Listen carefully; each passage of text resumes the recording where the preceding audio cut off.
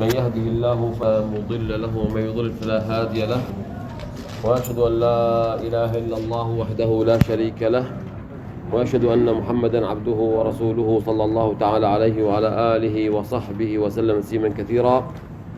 أما بعد، فإن أصدق الحديث كلام الله، وخير الهدي هدي محمد صلى الله عليه وسلم، وشر الأمور محدثاتها، وكل محدثة بدعة، وكل بدعة ضلالة، وكل ضلالة في النار. وبعد، يقول الله تبارك وتعالى في محكم كتابه العزيز: واعتصموا بحبل الله جميعا ولا تفرقوا. هذه الآية العظيمة التي يأمرنا الله جل وعلا بالاعتصام بحبل الله، والاعتصام هو التمسك التام من غير مفارقة. التمسك التام من غير مفارقة. قال: واعتصموا بحبل الله، وحبل الله هو صراطه ودينه وشرعه المتمثل في كتاب الله تبارك وتعالى وفي سنة النبي صلى الله عليه وسلم بفهم الصحابة رضي الله عنهم. هذا هو صراط الله، وهذا هو دينه، وهذا هو شرعه الذي أمرنا الله جل وعلا بالاعتصام به. فقال: واعتصموا بحبل الله جميعا. وهذا خطاب عام لجميع من آمن بالله ربا، وبالإسلام دينا، وبمحمد صلى الله عليه وسلم نبيا ورسولا، أن يعتصم بحبل الله وبكتابه وبشرعه وبدينه وبهدي نبيه صلى الله عليه وسلم، ولا تتفرقوا. والنهي هنا عن التفرق تابع للاعتصام، تابع لمن الاعتصام، فأمرنا بالاعتصام ونهانا عن التفرق. وهذا دلالة على أن المراد بالاعتصام هو التمسك من غير مفارقة. فقال: ولا تتفرقوا، ونهانا عن التفرق. والتفرق في دين الله تبارك وتعالى من أعظم الآثام ومن أعظم الذنوب، بل جعله الله من قبيل الشرك. ولا تكونوا من المشركين من الذين فرقوا دينهم وكانوا شيعا كل حزب بما لديهم فرحون. فجعل التفرق في الدين ماذا؟ من قبيل الشرك ومن أوصاف المشركين. ولهذا هذه الآية يحتج بها الإخوان المسلمون وغيرهم ممن أجازوا التحزب في الدين، وأجازوا العمل الجماعي المنظم.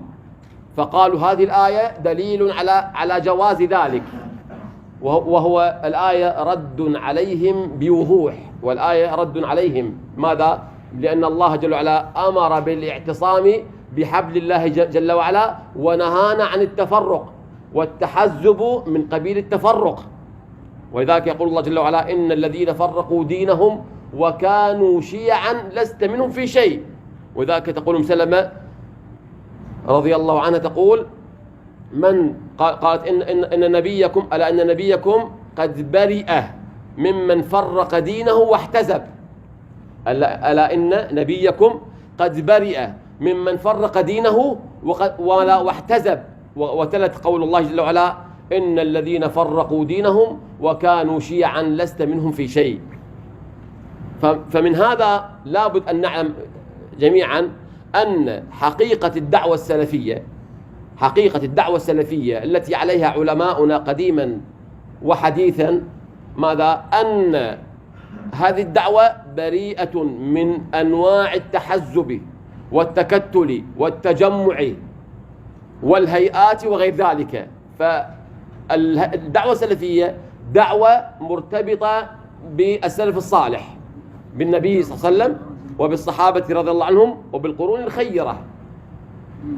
هذه الدعوة لا تنتسب لا لشخص ولا لجماعة ولا لزعيم ولا إلى عالم ولا غير ذلك. هذه الدعوة السلفية دعوة مرتبطة بالقرآن والسنة وبفهم سلف الأمة. ولذلك من أنواع التحزب أن يتخذ شخص يوالى ويعادى عليه ولو كان عالما. هذا من أنواع التحزب. ومن أنواع التحزب أن تتخذ مقالات يوالى ويعادى عليها غير الكتاب والسنة. هذا كله من أنواع التحزب. فلا بد كسلفيين لا بد نفهم هذه القضية، ولا بد أن نعلم أن الدعوة إلى التحزب دعوة إلى ماذا؟ إلى التفريق والتفرق، ودعوة إلى الابتداع في دين الله تبارك وتعالى. وذلك كل من انتسب إلى حزب فهو مبتدع، كل من انتسب إلى حزب أو إلى تنظيم فهو مبتدع، وقد صرح علماؤنا ذلك بوضوح. وأول من شرع في السلفيين هذه البدعة الذميمة هو عبد الرحمن عبد الخالق. عبد الرحمن عبد الخالق هو الذي ماذا؟ خلط على السلفيين جواز التحزب وجواز العمل الجماعي وجواز العمل السياسي. فهو ماذا؟ فهو في هذا العصر هو ماذا؟ هو زعيمهم، وهو الذي أدخل إلى عموم الناس هذه البدعة، وصار الناس يتأثرون به، وصار الناس يقتدون به، كالمأربي وعرعور والمغراوي والحلبي والحويني، كلهم اقتدوا بمن؟ اقتدوا بعبد الرحمن عبد الخالق. وعلماؤنا صرحوا بوضوح أن عبد الرحمن عبد الخالق هو ذا من أهل البدع والضلال، لدعوته البدعية الحزبية ولعمله السياسي البدعي وغير ذلك. وممن أشاع هذه البدعة اليوم ما يسمى بهيئة أصالة. هيئة أصالة اليوم تدعو إلى الحزبية، وهذه الآن منتشرة في أوساطنا ومنتشرة في قرانا ومنتشرة في مدننا. ماذا؟ هيئة أصالة هيئة حزبية تنتسب إلى ماذا؟ تنتسب إلى الدعوة السلفية زورا وبهتانا، فهم بعيدون كل البعد عن الدعوة السلفية، فهم لا ينتسبون حقيقة إلى هذه الدعوة السلفية، بل ينتسبون إلى دعوة عبد الرحمن عبد الخالق في جواز التحزب والتكتل والتنظيم وغير ذلك، وأجازوا العمل السياسي الواقع هذا، وهذا كله من البدع والضلال. وأتوا إلى الناس اليوم بصورة دورات علمية، بصورة نصائح دعوية وغير ذلك، وهم متحزبون جملة وتفصيلا، بدليل أنهم اجتمعوا ماذا؟ بعقائد ومناهج مختلفة، تجمعوا ماذا؟ أتوا بالتكفير، وأتوا بالإخوان، وأتوا بالحزب، وأتوا وجمعوا هذه الهيئة، وهي هذا هيئة بدعية وهيئة حزبية منظمة ماذا؟ تحارب الدعوة السلفية محاربة تامة. وذلك وصفوا اليوم وصفوا السلفيين بأنهم مداخلة، ويعرفون جيدا أن السلفيين لا ينتسبون إلى شخص أبدا. الصوفية قديما نسبوا السلفية إلى محمد عبد الوهاب فقالوا وهابية، ونسبوهم إلى محمد أمان الجامي وقالوا جامية، ثم نسبوهم إلى شيخ ربيع فقالوا مدخلية.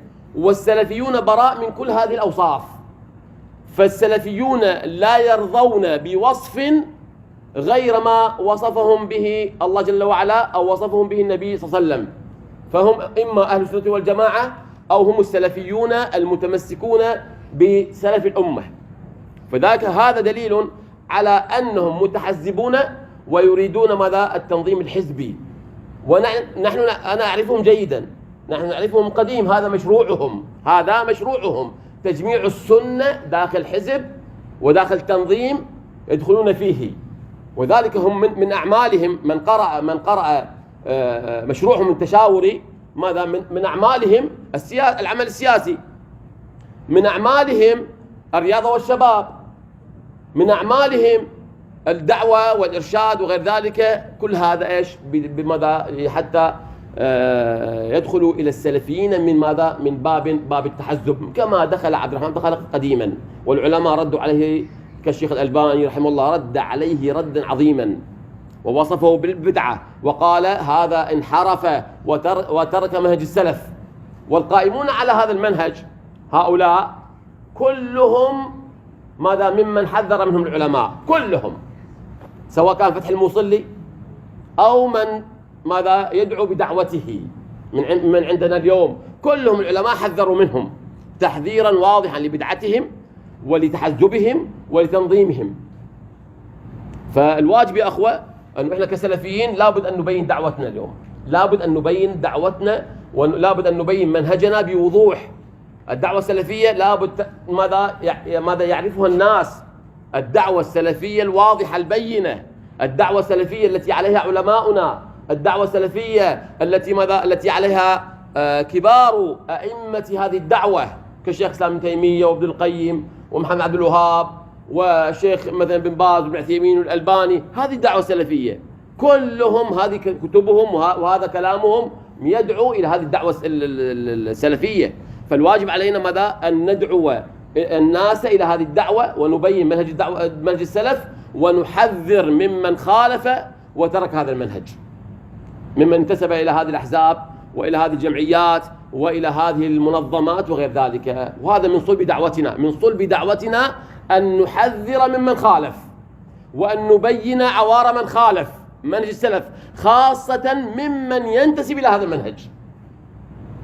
لا بد أن يبين، لأنه ماذا؟ لأنه يريد ماذا؟ أن يخلط الأمر على الناس، والناس لا يميزون اليوم، ما يعرفون اسم سلفي خلاص هذا سلفي، هذا إذن معتدل، هذا مو تكفيري.